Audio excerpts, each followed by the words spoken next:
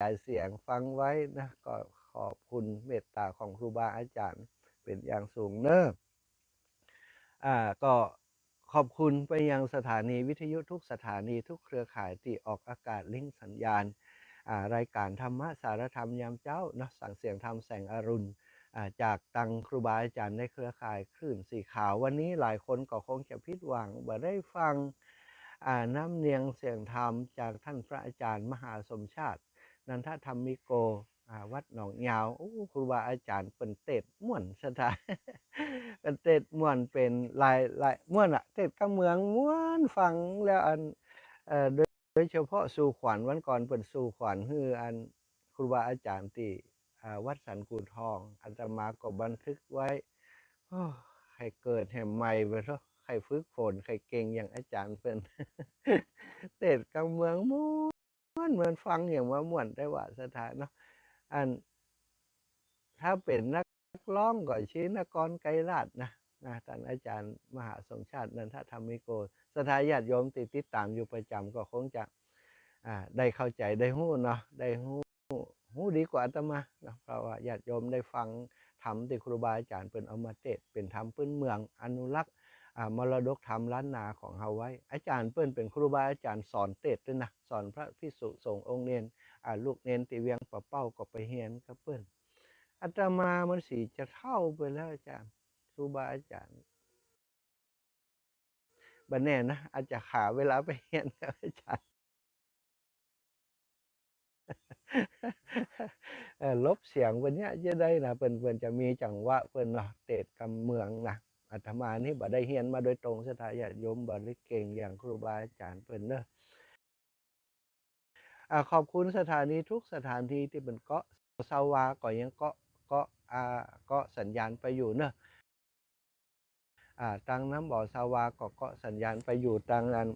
ห้วยตองซักก็คงจะเกาะสัญญาณไปอยู่แล้วก็ตั้งเวียงปะเป้าตังเวียงปะเป้าตังเชียงไฮ้เนาะตังนาน้อยตังเมืองน่านก็คงจะเกาะสัญญาณไปอยู่ขอบคุณทุกสถานีเนาะป่อเลี้ยงยังคำนักธุรกิจที่เป็นเจ้าของสถานีได้มอบเวลาให้กับครูบาอาจารย์ได้มาออกทุกคลื่นปีอ้อยดีเจปอเลี้ยงเอียงคำต่างหลายที่เป็นเจ้าของสถานีก็ขอให้ท่านได้ความสุขความเจริญออกอากาศไปถึง7 โมงเนอะ7 โมงลุงหลานเนี่ยกันไปก่อนขยมมาครับแล้วจะไปบิณฑบาตปกติ6 โมงเกิงสถาวันนี้ก็ขออนุญาตไปถึง7 โมงกับพี่น้องวันหัวตรงเนอะแม่อุ้ยแม่มอนแม่บัวคำเทพศิริเนาะวันนี้วันที่14วันนี้ก็คงจะดาขอบดาขวาหน่อยแม่เนาะพี่น้องตรงหัวจ้างพี่น้องวันหัวตรงถ้าฟังรายการอยู่ในช่วงนี้ต่อเนื่องมาตั้งแต่เจ้าเนาะก็ขอให้ได้รับทราบว่าอาตมาภาพจะไปบิณฑบาตขวายน้อย7 โมงนะก่อยออกบิณฑบาตเอาละสถานญาติโยมปะกันแล้วพบกันแล้ววันนี้ก็นำสาระธรรมดีๆเรื่องราวดีๆเกี่ยวกับปีใหม่เกี่ยวกับสงกรานต์มันตรงกับยุคกับสมัยตรงกับเวลาในช่วงนี้เนาะวันนี้เป็นวันสงกรานต์เป็นวันเนาเนาะสงกรานต์ถ้าลำปางของเฮาเนาะเอาพี่น้องมีฟังกันหลายที่หลายแห่งเมืองฝั่งชัยปราการตังเชียงใหม่เนาะแล้วก็ตังเวียงป่าเป้ากับอันเชียงไฮ้บางส่วนบางที่ถ้าพอตามปฏิทินที่ครูบาอาจารย์เปิ่นออกมาแล้วนั่นนะปฏิทินก็จะบอกว่าอันสังขารล่องวันนี้นะปฏิทินล้านนาของเราสังขารล่องวันนี้วันผูกจะเป็นวันนาวันฮือก็จะเป็นวันพญาวันหนึ่งจะเป็นวันปากปีนี่แต่ว่าบางส่วนก็ถือเอามติมติที่มติเดิมมติอันใดจะเดิมอันใดจะบัดเดิมบ่ฮู้นะเขาก็บ่เข้าข้างฝ่ายใดนะบางผ่องก็เอาส่วนใหญ่เปิ่นว่าวันที่13สังขารล่องอย่างปีที่ผ่านมาก็13สังขารล่องก็เอา13นั่นนะอีนะสังขารล่อง13ตะวาเนาะวันนี้ก็เป็นวันเหนาวันเหนาวันเหนาวันนี้ก็เป็นวันดาสถาต่อไปอย่างลำปางก็ถือเอาอย่างเงี้ยลำปางนะก็คือ บางส่วนลำปางกับบางส่วน ลำปางกับบางส่วนเชียงใหม่กับบางส่วนเขาจะว่าทั้งหมดก็บ่ได้บางเทื่อเพิ่นบ่ได้ถือแบบนี้ก็มีอีกอันนี้ก็เข้าใจการตามนี้เนาะที่เพิ่นถือส่วนใหญ่ก็หมายความว่าทั่วประเทศเพิ่นจะเอาวันที่13เป็นสังขารหลอกเอาวันที่14เป็นวันเนาวันที่15เป็นวันพญาวันครอบครัววันพญาวันมหาสงกรานต์ก็ถือกันเอาตามนี้ก็คงจะสะดวกไปคนละอย่างคนละแบบเนาะครูบาอาจารย์ที่เปิ้นเคร่งครัดในเรื่องของปฏิทินจันทรคติเปิ้นก็รักษาของเปิ้นไว้ก็เป็นสิ่งที่ดีเนาะศรัทธาญาติโยมทั้งหลายบ่ว่าไผจะวันใดเนาะถ้าอย่างหมู่เฮาวันนี้เฮาก็ถ้าวันนี้เป็นวันเดาวันเนาวันดาก็เตรียมข้าวต้มข้าวหนมที่จะไปวัดไปวาในวันพรุ่งนี้เนาะแต่วันนี้เป็นวันสังขารล่องศรัทธาทั้งหลายคำว่าสังขารล่องเนี้ยอันสงกรานต์นี้เป็นภาษาบาลีเป็นภาษาสันสกฤตถ้าเป็นภาษาสันสกฤตนี่ก็จะออกคำว่า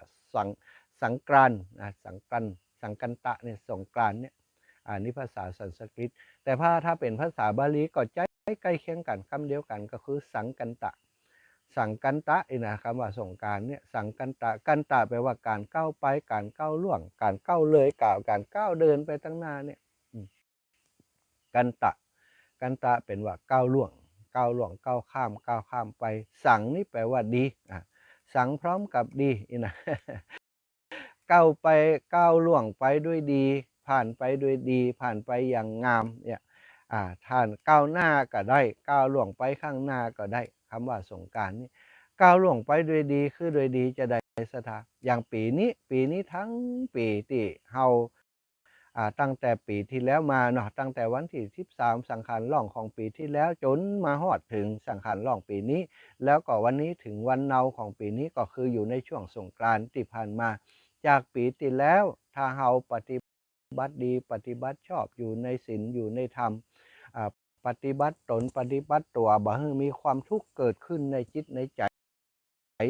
เฮาก้าวล่วงก้าวข้ามปีใหม่จากปีที่แล้วมาจนถึงบัดเดียวนี้มาจนถึงปีนี้ได้รักษาตนรักษาตัวบ่ให้ได้ก้าวล่วงบ่ได้ให้ฆ่าสัตว์ตัดชีวิตบ่ได้ทำลายบ่ได้ลักทรัพย์ของใครบ่ได้มุสาจุร้ายบ่ได้ทำร้ายไผด้วยวาจาด้วยกำอู้แล้วก็บ่ได้ดื่มเหล้าเมายาเป็นคนดีตึงปีตลอดปีที่ผ่านมาสามารถลดความทุกข์ออกจากจิตจากใจของเขาไปได้ความทุกข์ศรัทธาเกิดจากกิเลสเกิดจากตัณหาที่มันเข้ามารบกวนมันมานอนอยู่ในจิตในใจของเรามารบกวนเราก็คือกิเลสก็คือกามตัณหาภวะตัณหาวิภวะตัณหาโมเนี้ยที่มันเป็นหลักเป็นเงานี่นะอกุศลมูลกุศลมูล10ประการ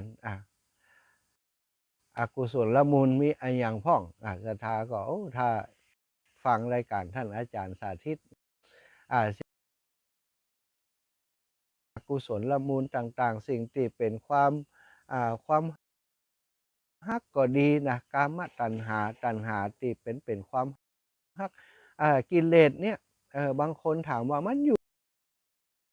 ที่ไหนมันมีตัวตนอยู่ที่ไหนอาจารย์นะเป็นเรื่องที่แปลกนะศรัทธาญาติโยมถ้าเขาบอกว่าเขามีความทุกข์เนี่ย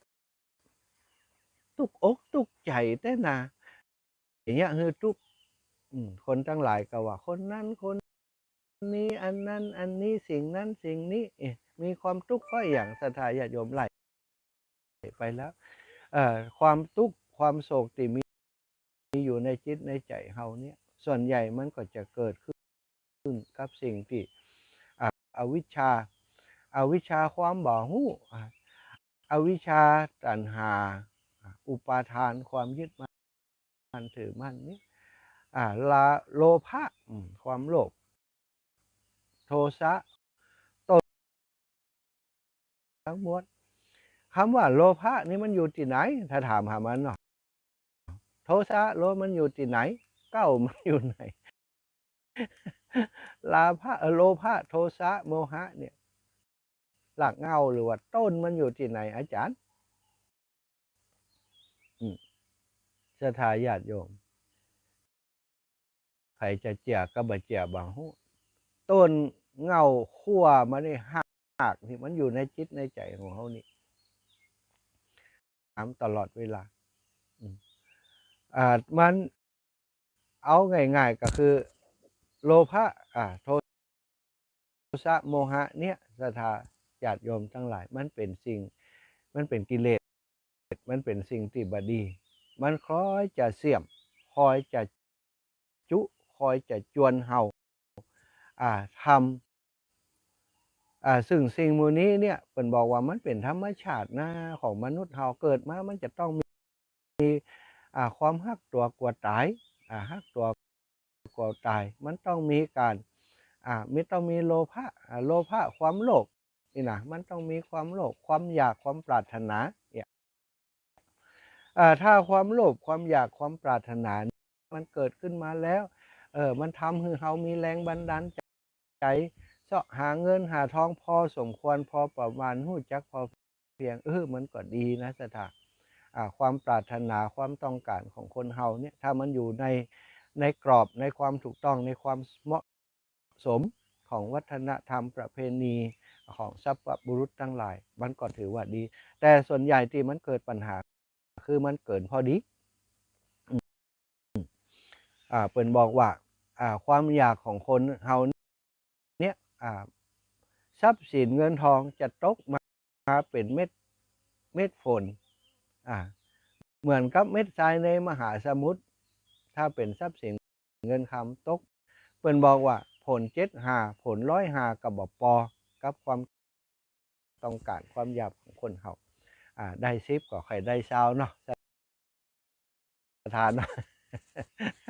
ได้20ก็ใครได้100ได้พันได้หมื่นได้แสนได้ล้านในล้านหนึ่งบ่เอาใครได้10ล้าน20ล้านหมื่นล้านกดไปเรื่อยๆศรัทธาถ้าโลภอยู่ในถ้าปรารถนาต้องการมีความต้องการแต่พอดีบ่มีปัญหาแต่ที่มีปัญหาคือโลภเกิน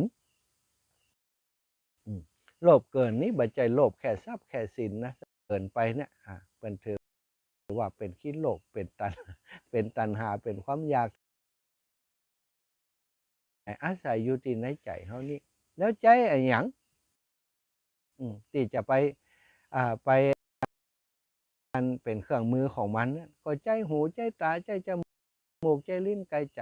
กายใจของเฮาเนี่ยความโลภในอย่างถ้าสมมุติว่ามีทรัพย์มีสินเงินทองบ่อีแล้วโลภไปแหบเฮาเป็นมิตรทองปีเป็น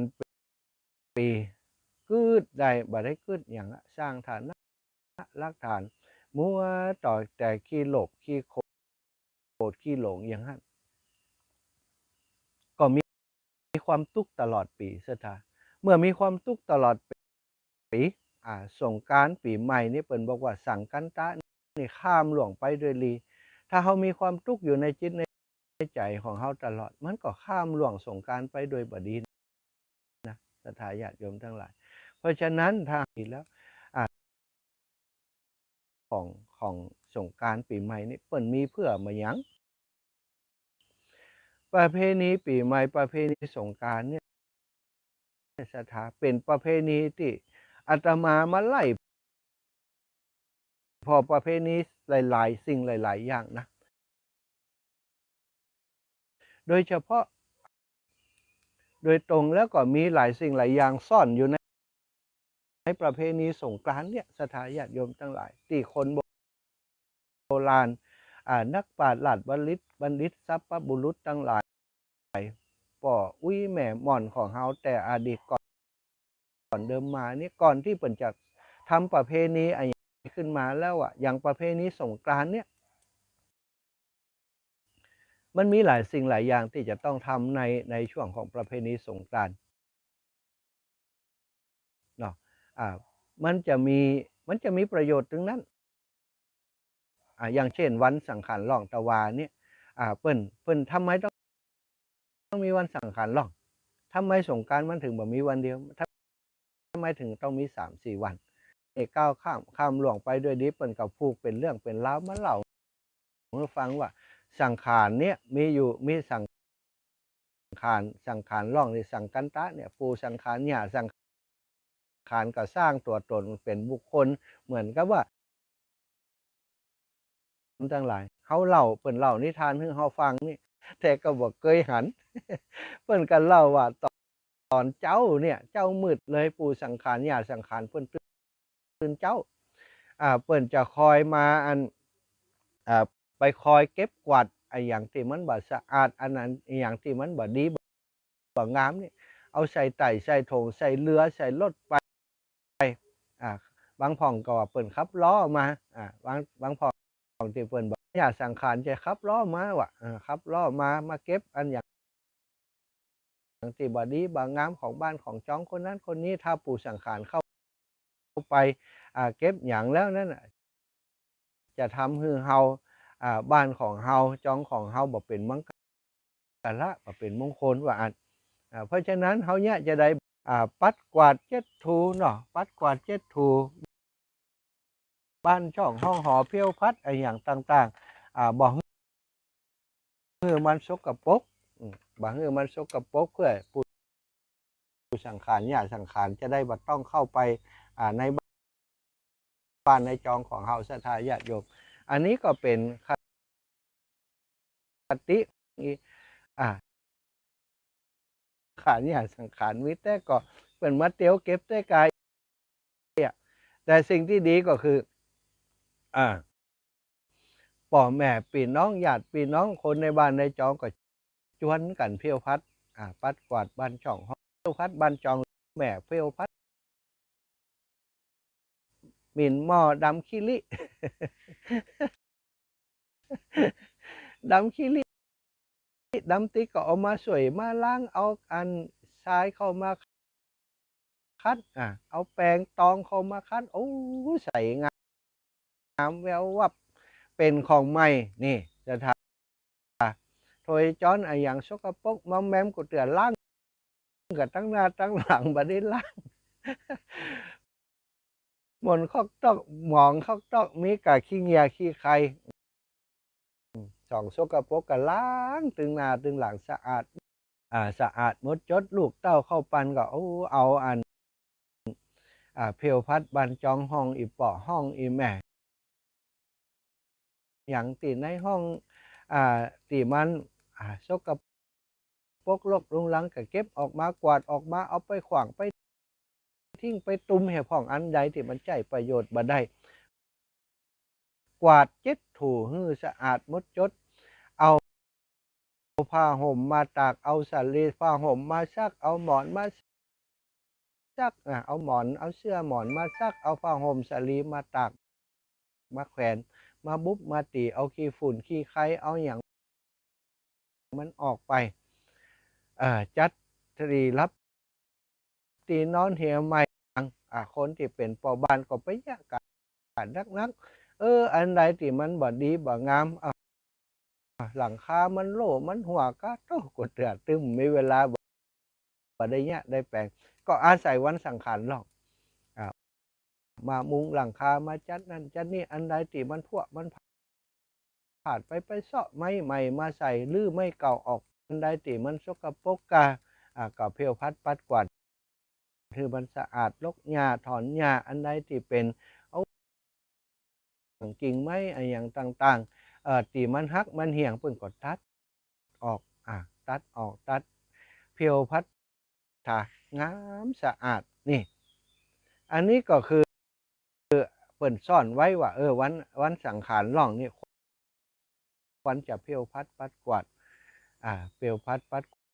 กวาดความจริงบางพ่องเปิ้นก็เพียวพัดปัดกวาดตั้งแต่วันที่12ซะทะวันที่13ก็บ่ค่อยได้เนี่ยอย่างนักแล้วเปิ้นเนี่ยตั้งแต่วันที่12มาก็มีบางพ่องมันบัดตันก็เอาวันที่13นะเพียวหลอดเพียวอันนี้ก็44วันเนาวันนี้เนาะวันเนาวันนี้ก็คือวันติดเตรียมดาคนเฒ่าแม่ย่ามีหญิงตะวานี่เรียบ ต้อยไปแล้วเพลวพัดปัดกวาดเอ้ากำนี้สบายแล้วนี่โอ้ถ้วยจ้อนอย่างก็อยู่เป็นตีเป็นแห่งหมดวันนี้ก็จะดาขอบดาควาใจเนี้ยข้าวหนมใจเนี้ยหลับจิ้นหลับอย่างเนาะเอามาแปลงอันห่อนึ่งกะบางพ่องก็อันมาช่วยกันถ้าส่วนใหญ่คนบักกรจะไปช่วยกันอีแม่เป็นห่อเขาต้องไปช่วยแม่เป็นก่อนเนี่ยลูกไปบ้านนู้นลูกไปบ้านนี้ก็มาช่วยกันห่อข้าวต้มข้าวหนมที่บ้านเก้าบ้านของปอของแม่การวันที่รดน้ำดำหัวนั่นน่ะได้ปะกันก่อนแล้วสถานได้มาห่อข้าวต้มข้าวหนมต้านหาคนนั้นคนนี้ก็ดาสำรับไว้ดาสำรับเป็นมิสปะสถาสำรับนี่นะมีถึงกล้วยมีถึงข้าวต้มข้าวนมแล้วก็ข้าวน้ำโภชนาอาหารเปิ้นก็จะอาศัยดาในวันดานั้นในวันดาวันในวันหนาวนี่ห้ามดาห้ามกำที่แบบเป็นมงคลบางเถี่ยอันเนี่ยห้างดากับเข้ากับป่าด้วยกันเนี่ยเรามีเรื่องพิษพ้องมองใจก่อนจะใส่กันจะด่ากันเป็นว่าอดเอาวันนี้จะด่าลูกด่าเต้าก็อดเอาด่าวันนี้เนี่ยมันจะเป็นปิดเป็นไม้มันจะเป็นเน่าเป็นนุ่มไปมันจะเสียปิยะวาจาอู้กันด้วยคำดีๆอีปออีแม่อีน้องอู้กันฮื้อหมวนฮื้อนั้นบ่ฮื้อด่าบอกกันดีๆสอนกันดีๆเตือนกันดีๆบ่ฮื้อได้ด่าได้ว่ากันวันเนาแล้วก็จริงๆแล้วปัจจัยว่าวันเดียวสถาควรจะบังคับไก่เป็นสิ่งที่ซ่อนไว้ในวันสังขารหล่องแล้วก็วันเนาเนาะแล้วก็อีกวันหนึ่งวันพุธจะถึงแล้วสถาวันพญาวันพญาวันกับวันที่ใหญ่ที่สุดพญามันใหญ่พญาวันสิ่งที่จะต้องทำก่อนเลยในวันพญาวันแจ้งบ่เจ้าไปตานก็ไปก่อนเฮาแล้วบางทีก็ต้านหาลูกหาเต้าก็มีตีลูกเต้าตายไปก่อนหลานเรียนอย่างต่างๆคนที่เกี่ยวข้องกับเฮาเพราะว่าเดือนจีปีใหม่เคยได้หันหน้าหันตากันอย่างปีก่อนเนี่ยไปดำหัวอีแม่อยู่ปีนี้เปิ้นเสียชีวิตไปแล้วก็ไปตานหาเปิ้นเอาเข้าน้ำโภชนาอาหารเขียนเปิ้นห้องว่าเขียนอย่างดีกาเนี่ยเนาะเขียนจิตนาไปว่าสำหรับอันนี้จะตานไปหาไผ่ไผ่เป็นคนตานไปหาไผ่ไปก็ไปถึงวัดถึงว่าก็ไปยื่นไปตำไปประเกณฑ์พระคุณเจ้าเนาะไปไหว้พระเจ้าหรือบางอย่างมูลราชธาไผ่นี่ตานไปหาไผ่อีหน่อยสถาญาติโยมอันนี้ก็คือสิ่งที่เป็นสิ่งที่ดีที่งามนะสถาจากนั้นก็ไปทำบุญใส่บาตรพอได้ตานหาอยู่กตะเวทแล้วก็กำนี้ก็ไปทำบุญฮื้อตัวเก่าทำบุญฮื้อตัวเองพ่องก็ไปใส่บาตรก็ฟังพระคุณเจ้าเจริญพระพุทธมนต์สวดมนต์ตอนรับปีใหม่เนาะคุณเจ้าเปิ้นก็สวดอย่างเรียบร้อยแล้วพระแล้วจากนั้นก็จะเป็นการดำหัวพระสงฆ์องค์สังฆเจ้าครูบาอาจารย์เจ้าซึ่งเฮาได้เปิ่งบุญเปิ้นในการอันทำบุญสุนทรทานตลอดปีแล้วก็อาศัยผู้จันน้ำกินน้ำตาลก็ดำหัวตู้เจ้าดำหัวผู้จันดำหัวคนเฒ่าคนแก่บางส่วนที่ใน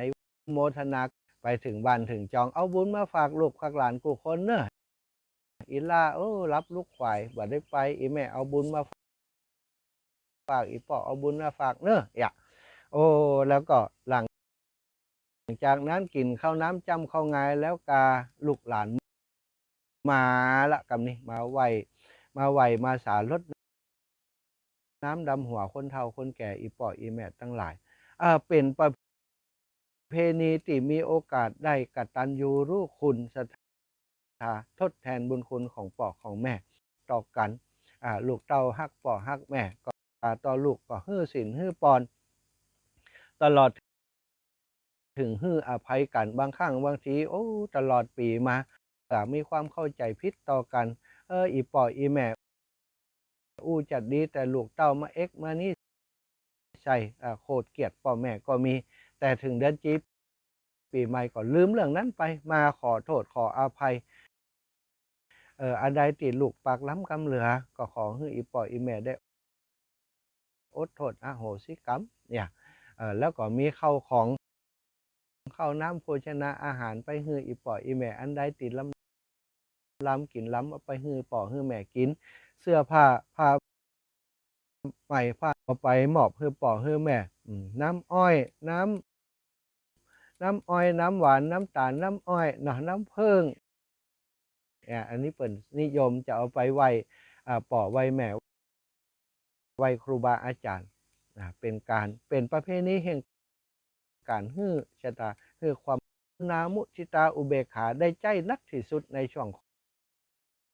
ของปีใหม่นี้เนาะแล้วก็ที่สำคัญอย่างวันที่15นี้ก็เป็นวันครอบครัวไปดำหัวส่วนใหญ่สมัยก่อนที่อาตมาเคยอู้กับศรัทธาญาติโยมไปก็คือสมัยก่อนเปิ่นจะไปฟังเนี้ยคนเดียวไหนต่างคนต่างเอาลูกเต้าลูกหลานมาดำหัวป่อดำหัวที่มันใกล้ชิดติดเคียงกันนะหรือว่าถ้าอยู่นอกมาบ้านชุมชนก็จะนัดกันว่าอีปีล้อน้องจิมเดี๋ยวน้องจะไปปาลูกปาหลานไปก็รอพร้อมกันหมดก็ดำหัวป่อดำหัวแม่พร้อมกันโอ้ป่อแม่หันลูกหันหลานเต็มจานเต็มบ้านมันจื่นอกจื่นใจศรัทธามันมีความสุขอันนี้คือวันพญาวันเนาะวันครอบครัวตั้งประเทศไทยของเราก็ถือเอาวันที่15เป็นวันที่ลูกหลานจะได้มาพบมาปะกันแล้วก็มีการดำหัวต่อไปกันนะศรัทธาดำหัววันนี้อาจจะวันพญาวันนี่ดำบักคบบักคุ้ยเพราะว่ามันยังมีเหลือ70 89ไปจนถึงสิ้นเดือนเมษาก็ห้องบางคนดำหัวป่อดำหัวแม่แล้วก็ไล่ไปดำหัวครูบาอาจารย์ครูบาอาจารย์จะเป็นพระสงฆ์องค์สังฆเจ้าก็ดีจะเป็นครูบาอาจารย์ที่สอนเฮาสมัยที่เฮาเป็นนักเรียนอยู่ในประถมก็ดีอยู่ในมัธยมก็ดีบางทีก็เป็นครูบาอาจารย์สอนวิชาชีพคือเฮาจะเป็นจักสานก็ดีจะเป็นโน่นนั่นนี่เนาะสอน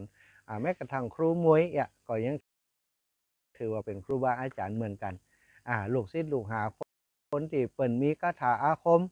เขาไปห้ามไปเฮียนคาถาอาคมจากเปิ่นก็เป็นครูบาอาจารย์เขาได้เอามาทำมาหาหัวเอาเข้าเอาของไปให้ครูบาอาจารย์ในเครือข่ายมีครูบาอาจารย์หลายรูปหลายองค์ด้วยกันศรัทธาก็เลยบัดเดี๋ยวนี้ศรัทธาญาติโยมแล้วก็ครูบาอาจารย์ก็นัดหมายกันว่าวันที่23วันที่23 24นะจะมีการรดน้ำดำหัวครูบาอาจารย์ในเครือข่ายคลื่นสีขาวเนี่ยตีม่อนพระศรีสองเมืองเนอะศรัทธาเอาอีแม่อู้ก่อนก็แล้วกันแม่ไรผัดเจ้าแม่โอ้อันมันหมดเวลาเปิดก้าหมดเวลาของตั้งงานใช่มัน7 โมงก่อนเปิดหมดเวลาอ๋อกะเปิดตัดเป็นเพลงแม่เจ้าแม่วันที่24จากแม่เทียมจันไปได้แม่ไปป้ามานั้นถ้าถามจันมาจะมามันปวดแขนเปิดมาอยู่โอ้เจ้าสาธุเป็นเพื่อนเนี่ยกะเพื่อนปวดแขนเพื่อนประธานตัดในเจ้าแล้วก็เพื่อนจะอันลูกคนไปบอกเขาแม่นะคะมาจะเพื่อนเนี่ยค่ะเพื่อนไปหับกับว่านั่นเจ้าแม่ มหาสุสานหนองยาวนะเจ้าแม่บ่ได้ปะเงินจัดกันแล้วก็ไหนก็มาเปิ้นก็มาอย่างกะอ๋อเจ้าสาธุเจ้าบ่เป็นหยังเด้อแม่ก็ไปเด้อสาธารให้เจ้าเจ้าอ้าวพี่น้องทางเวียงเเป็นเพลป่างในอันเนี่ยๆเป็นเพลงไปเห็นแล้วเนาะบ่ได้นัดกันแล้วเด้อสาธุเด้อแม่เด้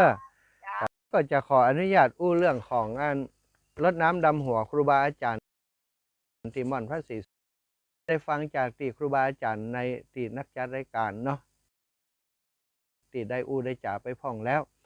ในส่วนของอาตมาก็ขออนุญาตใช้เวลาที่เหลือตรงนี้สักเล็กน้อยแจ้งฮือศรัทธาญาติโยมพี่น้องตังลำปางของเฮาไปด้วยกันเนอะไข่ที่อยากว่าดำหัวอยากจะพูดจากันเทศกับคุณฮือกับศรัทธาญาติโยมได้ฟังตลอดปีที่ผ่านมานั้นครบเดือนจีปีใหม่แล้วเขาจะได้ไปไหว้สารดน้ำดำหัวครูบาอาจารย์พร้อมกันเหียเนาะก่อนตีม่อนพระศรีสอเมืองวันที่24ศรัทธารู้สึกว่าจะเป็นวันอาทิตย์ที่นอเนี่ยศรัทธาญาติโยมไปถึงกันก็ล้อกันสักกรรมก็ไปสักการะปูชาพระธาตุกันล้อก่อนเพลวพัดปัดกวาดอย่างล้อกันไป8 โมงตั้งแต่8 โมงไปถึง10 โมงเนี่ยศรัทธาญาติโยมล้อกันหลังจากนั้น10 โมงถึง11 โมงเนี่ยครูบาอาจารย์ที่มาพร้อมกันแล้วเนี่ยจากนั้นก็จะมีพิธีรดน้ำดำหัวครูบาอาจารย์พิธีรดน้ำดำหัวก็คงทำเหมือนกุปีนะเอาขันดอกมาใส่พร้อมกันก็ยื่นโยงแล้วก็ครูบาอาจารย์พระมหาเถระก็จะได้ฮือศีลฮือปอนสถาน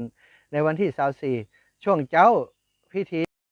จะเสร็จประมาณเที่ยงนะหลังจากนั้น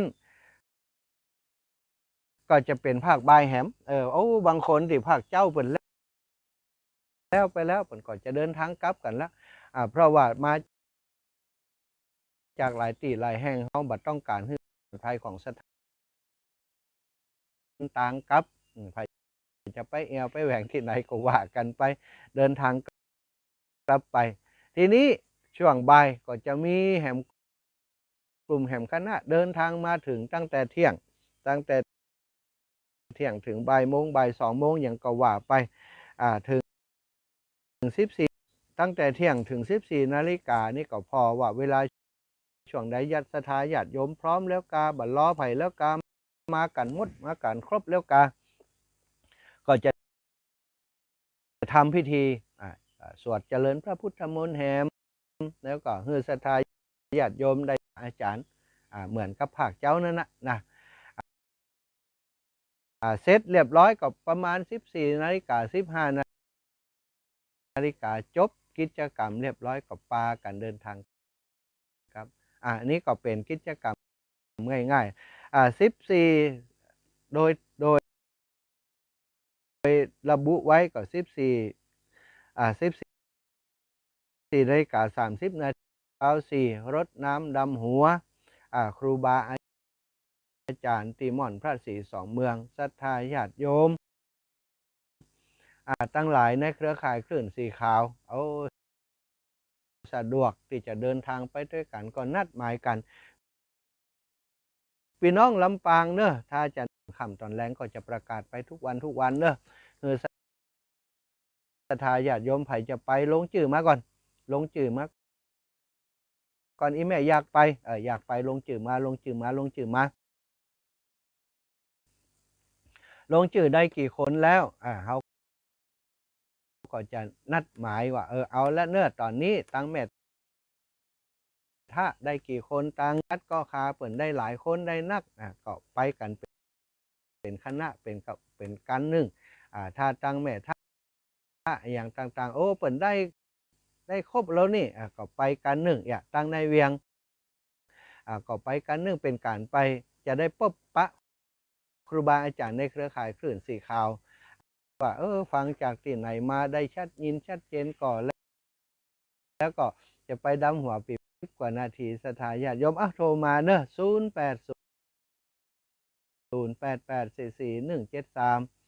080088447173ปอทองอินถามาเนอะปอทองอินถามา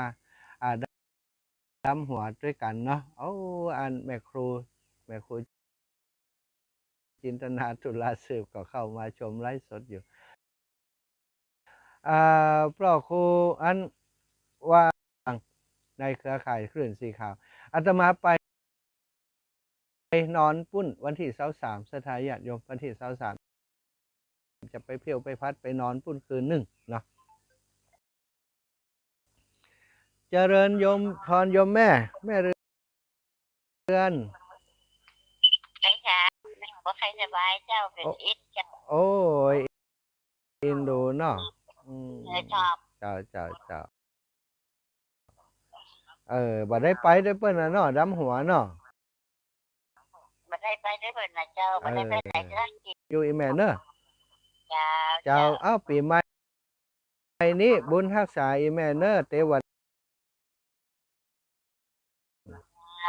กับเจ้าเจริญปอนโยมแม่คำนวณเจ้ากับไอ้สาเจ้าเป็นสันเจ้านี่ในพังมิทยุเนาะก็นี่ดำหัวครูบาอาจารย์นี่ไปกัดจนโมแล้วโมเจสอนก็โอ้ดีเนอะอีแม่ก็จนกันไปจนหมู่ตรงปงได้ถ้ารถบัดเต็มนะเจ้าถ้าถามโมเจสอนเนาะไหนบอกหมอทุลาเขาเจสอนนี่ฮะคนที่เดียวโอ้ดีละโอ้ขอบคุณอีแม่เนอะเดี๋ยวจะแจ้งให้ได้หลายทำเดินได้จัดหลายคนหน่อยอีกโอ้ได้ดีป้ากันแน่เที่ยวนี้นะป้ากันเขาจะไปนอนทาปุ่นอ่ะสาธุเจ้ากับไปสาเจ้าเอาปีน้องเจซ้อนไปถ้าจะได้ล้ำหนึ่งว่ะลำปางดีใจแม่เนอะเจริญปอนโยมแม่สุดแก้วศิลาพรสีเตี้ยกับพระสาเนอะท่านธรรมะเจ้าศิลาพรเนอะเจ้าอีดำหัวด้วยกันสุขภาพด้วยเนอะสาธุขอบคุณอีแม่เนอะเจ้ากับพระสาบุญรักษาปีใหม่นี้เจริญปอนประนานประเสริฐ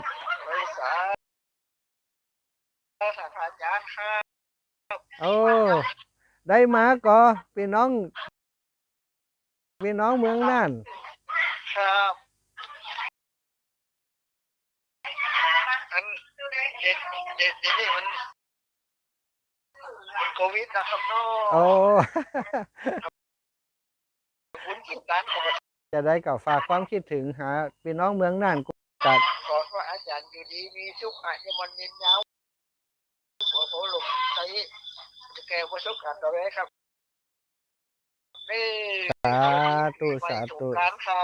สาธุอันนี้ตัวแทนของคนเมืองน่านนะนี่นะเมืองน่านนี่ได้ยินคนเดียวโทรมาเนี่ยได้ยินครับได้ยินเสียงเจ้าแค่ขาดอยู่ตลอดโอ้สาธุนะแม่ป่อบุญมีจันสุรินทะเนาะบ้านป่าเป่าบ้านป่าเป่าสันกำแพงกะเอาแล้วเนอะสถานการณ์ก่อนที่จะตัดเข้าสถานีเนอะวันนี้ก็บิณฑบาตควายเดี๋ยวจะต้องไปอันเปิ่นตานก็เข้าแหมนี่นะแต่ตามอันสถาญาติโยมที่เป็นรอตานก็เข้าก็มีเจริญปานอยู่เจ้าเป็นได้พ่องอันนี้บัดเดียวนี่เบี้ยงปะเป้าได้ยินอยู่กันนี่ได้ยินอยู่ที่นอกฝากหายไปคำหน่อยเจ้าแต่ละตอนนี้ได้ยินแล้วเนาะ เจ้าได้ยินว่าเจ้า เวียงปะเป้าไปหลายๆนะเขาอยู่ใกล้นะเจ้า ของมันอาจจะเพราะว่าลูกสาวคนก่อนสะดวกสบายแล้วก่อนลูกแม่อยู่จังไหมมันมาได้ถ้ามาก็ได้มาทักตัวอยู่โอ้เจ้า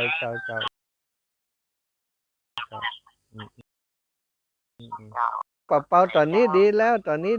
ะกี้ตัดเป็นเพลงไปจำลำได้เนาะ สัญญาณเตือนมันรุด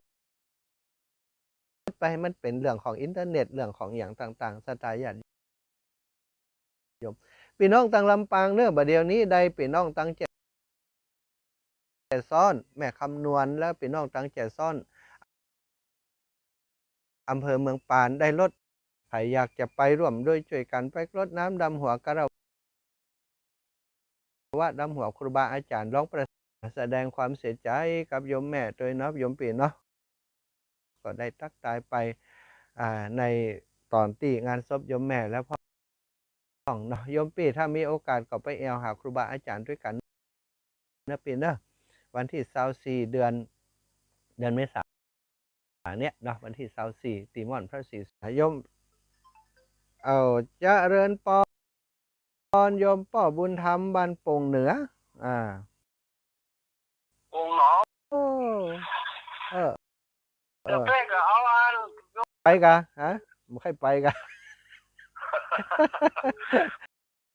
มันมีหลายโป่งนะโป่งหนองโป่งเทวี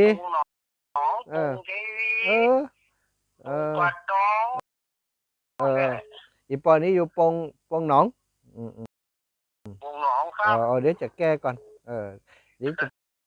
จะโคตรเห็นไหมออกวัดโดยจอมพอครับเอาวันนั้นกับป้ากันกับจอมพอเนาะป้าเฮาก่อนวันที่24นี่ป้ากันแหนมอยู่เนาะสาธุป้ากันที่ม่อนจอมพอม่อนตูบุญฮักสายป้อนะเขาจะสลับสายกระบวนสีชัยลีครับบ้านจงสีชัยลีกะพ่อสุทนครับสีชัยลีพ่อสุทนนี่เนาะครับก็เป็นประจำเนาะพระแก้วมันจะได้ยินพระอาจารย์เนาะวันนั้นเป็นเวลาของครูบาอาจารย์เพื่อนนั้นบ่ได้เข้ารายการแล้วไปเป็นบุญว่าได้เข้ารายการตอนก่อนปีใหม่นี่ครับแม่วันนี้ผมขอบอกวันจ่ายที่นอกนะครับเนาะง่ายๆอู้กันง่ายๆเนี่ยเนาะปอเนาะบ่ต้องเครียดกันเนาะธรรมะสบายก็ได้ครับจ้ามีโอกาสก็ไปป้ากันพูดเนอะปอนเนอะม่อนสีสองเมืองเนอะทำแม่เริ่มอยู่บ้านฟังทำแม่จะรอดสิ่งกำลังใจของทำแม่ดีแล้วก็เอาธรรมะฝากอีปลอดสงการผู้บุญฮักษาเจ้าไว้สาเจ้าท่าถ้าพอคนงามวันติวัดสันกูท้องปะสกรรมหนุ่มได้ไปเจ้าท่านวันนั้นหนูหอมท่านนั้น40,000ไปอย่าก่อนนะเจ้าท่านเจ้าเนาะก็เว้นกล้าขายพ่องก้อนอันก็บ่ได้กล้าได้ขายเนี่ยมิแต่งานนะเจ้า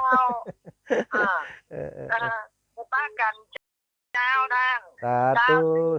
กันแน่นอน จะเจอกันแน่นอนตู้จะไปนอน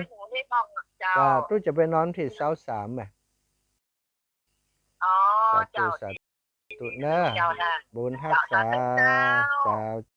เจ้าโอ้แม่สีดาคนงามแม่ชื่นใจไพวันเนอะแม่ชื่นใจไพวันบ้านปางน้ำทุปะกันพุ่นเนอะปะกันวันที่23ตู้ลุงยองก็จะไปนอนพุ่นนี่นะท่านพระครูอภิวัตรบอกว่าจะไปได้ก่อนน่าจะไปได้ท่านพระครูอภิวัตรกับตู้ลุงยองก็จะไปนอนก่อนเหมือนกันสี่เลยเนี่ยมันบ่ได้เตรียมขอบเตรียมครัวบ่ได้จัดห้างดาเนาะก็จำเป็นต้องนอนก่อนเจริญปอนแม่เจ้าบ่ได้ไปเปิ่นบ่มีรถเจ้าเดี๋ยวจะประกาศตั้งนี้จดจื่อไว้ก่อนบางทีอาจจะแม่ถ้าได้ร รถสักกันก็ฮับกันเอานัดกันที่ปากตางที่ไหนสักทีก็ได้อีไหมอ๋อไหน เดี๋ยว อันไหน ก่อน ไปจะเปิดเพราะว่าจนเนาะมันมีรถใหญ่ด้วยเปิ่นน่ะ เจ้าบ่เป็นหยังบ่เป็นหยังอ้าวมีน้ำใจกับปอ อ้าวจะ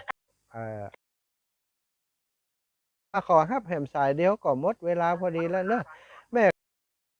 คำมวลบ้านแม่กงลำปางเจริญปอนแม่